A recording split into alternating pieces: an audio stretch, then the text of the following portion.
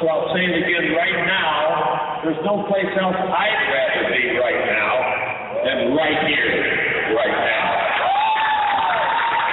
And it's not only because it affords me an opportunity to return to Buffalo, which I so treasure. Out of a 47-year coaching career, 12 of them I spent here, the most memorable for me, certainly. But it's also because I know that sitting out here are motivated people, or you wouldn't be here. You have motivation, and I know that this is a Get Motivated seminar, and it reminds me of a question I've often been asked, and that is, how did you motivate those guys, your players, 275-pounders, etc.? How did you motivate them? You know something? The answer to that question is easy. Easy. We selected only intrinsically motivated players to be in our team. That didn't mean that they didn't need instruction, or they didn't want to know the way, but they were hungering for it. You hear about coaches who give pep talks. It's a bunch of bunk. It's just a noise. And I'll elaborate on that in just a little while. So how do you motivate those guys? Well, first, let me talk about, certainly everybody is interested in succeeding. And when I asked the people that put together this seminar, what would be a topic you think might be worthwhile, they said, what's the game plan for success? Well, I have some good news for you all. What it takes to succeed is simple. It really is. But it isn't easy. I remember in mid-season of 1986, walking in to the Bills team meeting room, having been appointed in mid-season of that year to take over head coach of the team. And what I said to the players, fellas, is what it takes. It's simple, but it isn't easy. Think about it. If you run, throw, block, tackle, catch, kick better than your opponent, you're going to win. The fundamentals, simple. Now, you don't just go out and do all those things better. You work at it. You have to work hard at it. Yeah, very much so. Now, I'm going to say something else that might surprise you a little bit about what it takes to succeed. What else it requires? Among other things, it requires good PR. Now, did you blink a little bit? Because if you think by PR, I mean public relations, well, then I'm not communicating real well. That's not what I mean by PR. By PR, I mean preparation, P and R, resilience. Preparation and resilience. Often, I've heard people from the media or others ask, does so-and-so have the will to win? Does that player have the will to win? Coach, do you have the will to win? And my answer to that is, do you have the will to prepare? Because regardless of what you say about having the will to win, if you don't have the will to prepare, you don't have the will to win. You just don't have it. It is something that takes time. You work at it. It's incremental.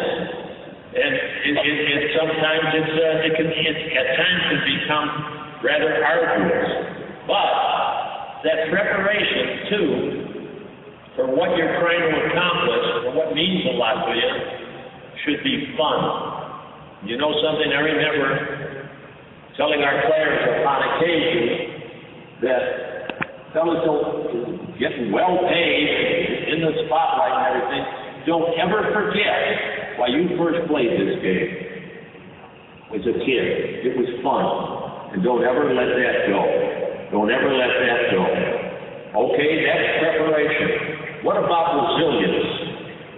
Everything isn't always going to work, no matter how well directed you are, no matter how well you plan, no matter how well you hope. It might not always work out right. I know that most of the people in the audience here are probably Buffalo Bills fans, you know that we went to those 4 Super Bowls and had a devastating feeling of not winning any of them. So, okay, what is, 32 teams, talented teams go to training camp every year, hoping to make the playoffs. 12 of them make it, the other 20 go home.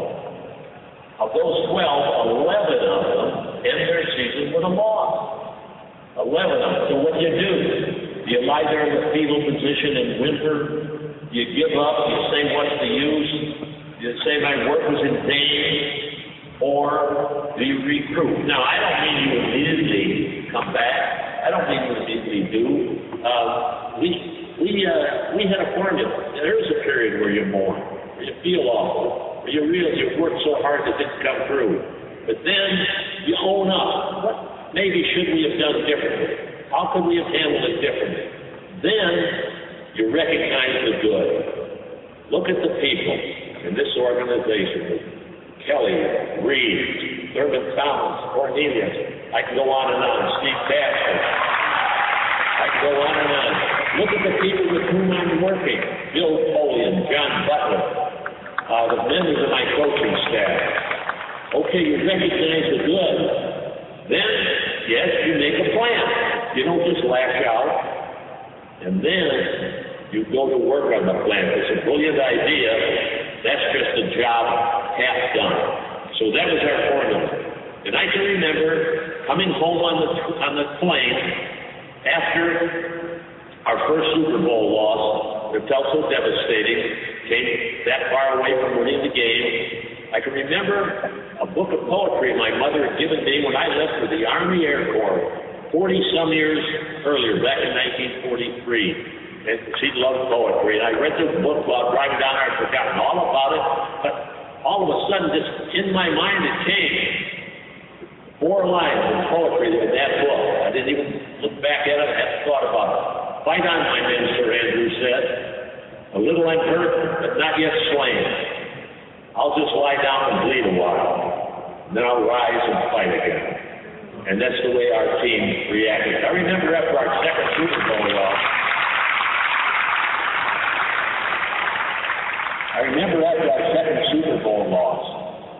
getting a call on the college show that I appeared in on always early in the week, on the week after a game, from a man who said, "Coach, please, don't go back to the Super Bowl next year. I can't. It agonizes me too much. If we don't win it, I can't go to work the next day. Don't go back." And I said to him, "Sir, I understand your anger. I share it. But I have to tell you, I'm glad you're not on my team. I'm glad you're not on my team." So how do you handle setbacks? Very important. Well, I talked about PR. What's the role of leadership in success? Well, leadership's important, but do we really understand what it is? Do we really understand what it is? Leadership is the ability to get other people to get the best out of themselves. But it's manifested not by getting them to follow you, but by getting them to join you, because they believe in you so strongly. They believe in what you're presenting to them, what you're teaching, what the value of what you're doing, not just for them, but maybe for lots of others as well, for the field in which you work, for everything. That's leadership. It's the ability to get other people to get the best out of themselves. And it's really what leads to teamwork. Leadership results in teamwork, not dictatorial. A good leader may be rigorous, but not ruthless. A good leader understands that he gets the right people there that he's working with. The right people he's working with. And by that, I mean people who can add in some areas, who know more than he does about some aspect of what you're trying to accomplish together. That's what a good leader does. Bill Polian, our great general manager. Bill Polian, by the way, was not the best general manager in football. He was the best general manager ever in football. And because of it, as volatile as he was, think about it, it was always in defense of the people with whom he was working, that he believed in. He just wasn't a patsy, but I mean, he got the right people in place. Bill Foley once told me, it's amazing what you can accomplish if no one cares who gets the credit. And that's what we did. Those were our total organization matters. I don't know if you know this. Total organization. I don't know how many people work for the builder to count everybody, security, the ladies that clean up at night, so on and so forth, the mail room, maybe about 200. Every one of the Super Bowl games we went to, Ralph Wilson, our team owner, took everybody. Room, board, tuition, books, and fees. Flew them down, hotel, tickets, the work. And that led to that feel in the organization. Now, he declared good performance from everybody, but he also understood, not dictatorial, get the right people in place. We didn't have a lot of rules on our team. We did not have a lot of rules. In fact, we had only 2 rules. You know that? Be a good citizen, be on time. Everything else we tried to educate them to. Our players, we wanted them to coat and tie on the road, and we educated them. No contrived dances and stuff in the end zone. And they did it, but they understood this is what reflected on their teammates. Now, I say that this with all, it's not just having the right vision if you're a leader. It's having the right people as well. That's going to help make that vision come through.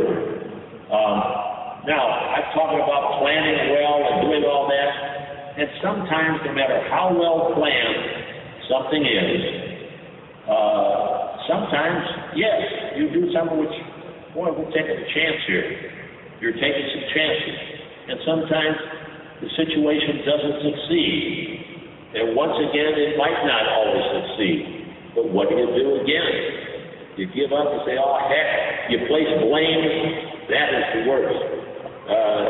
You analyze why rather than place blame. There was very little blame placing in our organization. Very little when things didn't go right. It was a matter of how. You can't imagine how our players, when Scott Norwood's field goal went wide right, how they came to him. Darryl Talley and Nate Owen sitting in the locker room never walked in and said, Scott, if we would have made that tackle on 3rd and 14, they never would have got the go-ahead touchdown. Andre, if I would have hung on to that pass on the 15-yard line, we would have got a touchdown instead of a field goal. One after another, after another, after another. And what people forget is, to get to the Super Bowl that year, Scott had to kick 2 game-winning field goals. To get there the next year, he had to kick 3 game-winning field goals. He received the help of our player. Yes, you got to take some chances now and then. Yeah, one of the things I loved about coaching is during the course of that game, I had to make about 200 decisions. And maybe I had 15, 20, 30 seconds to make it.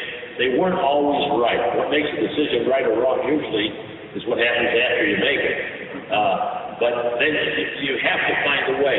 You can't always, quote, play it safe. Maybe you should be foolish, but you can't always play it safe. Hey, if Michelangelo had wanted to play it safe, he would have painted the floor of the Sistine Chapel, not the ceiling.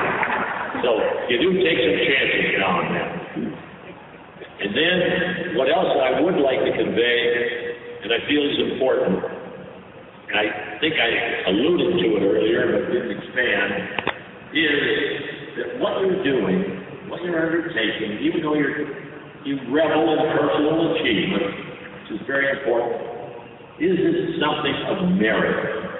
Is it worthwhile? Are you doing well yet with the success of, quote, your organization or your business or what it might be? That's very important, of course. But are you also doing things which are to the benefit of those people who are working so hard to try and help you achieve, to try and help you with high achievement? Are you concerned with them as well? The Buffalo Bills, that was a tremendous work ethic that prevailed during that time. And again, I'll talk about Bill Poland and Ralph Wilson being the driving forces, and John Butler, and things of that nature. Things of that nature. Also, what about doing things right? What about doing things right for your customers, for your fans? What about doing that as well, making it worthwhile? What about honesty? What about bringing dignity to what you are doing and to how you're perceived, but perceived for good reason? And that brings me to something that almost revolted me, the bounty scandal. My stomach was turned when I heard about it. How can you mar the honesty of the game by trying to injure, cripple a player on the other team? And some of you may know that since retiring I've written some books. One was a novel, Between the Lines. It was published last October. I had no idea the bounty scandal. And the underlying theme of it was about, because guys would joke about it, the coach who cheats to get his team to win the Super Bowl game. Well, all of it, and included was, because you'd hear coaches say, hey, what if they're paying a bounty on our guys? No one ever thought it really happened. One of it was a bounty. Well, after it came out, I've since been writing another book. I'm not promoting the book, but I wanted, because it relates so much to the bounty issue. A poem, writing a book of poetry. I'm going to read the poem I wrote the day after I heard about all of this. It's called Honor the Game, and it goes. As we walk up the tunnel, we hear all the noise, our hearts beat faster, and we feel all the joys, and knowing the game is about to begin. We're prepared. We're ready. We want to win. So do those fellows on the bench over there, against whom we'll compete. But let it be fair. Let's hope both teams give an effort to admire and play by the rules as we grunt and perspire. Let us all be aware that it is truly a game. May both winner and loser know no shame. May we play every moment with honest zeal, and for our opponent have respect that's real. When it's all over and the score is posted, let no one ever say that the winner is boasted. Celebrate and mourn for just a short while, then go back to work. Make that your style. Play hard, play clean, and play to win. But win or lose, dig right back in. Honor the game and that's what you choose. No matter the score, you'll never lose. So that's the one I wrote on that.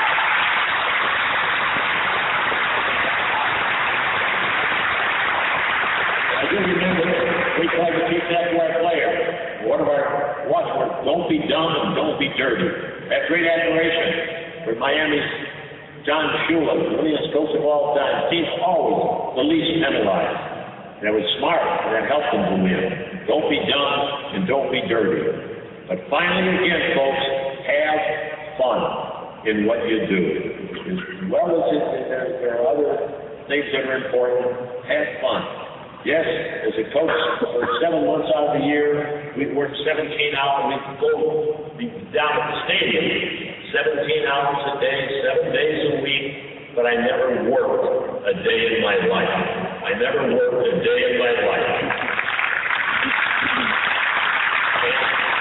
I made great artists of the past, Pablo Picasso, who said, it is your work in life that is the ultimate seduction. That makes a lot of sense. Well, I can recall the last day of work with the Buffalo Bills. I knew I was going to announce my retirement. And just before I did, I wanted to meet with those players whom I so revered. And when we finally, at the end of the meeting, I provided for them a wish list, and I will conclude my remarks here now by adapting for all of those of you here today who come that wish list for you. I wish for you all an idealism that lasts a lifetime, because the day that you become a cynic is the day you're going to lose your youth. I wish for you difficulties, but not an inordinate number. I wish for you the capacity to laugh often, frequently at yourself.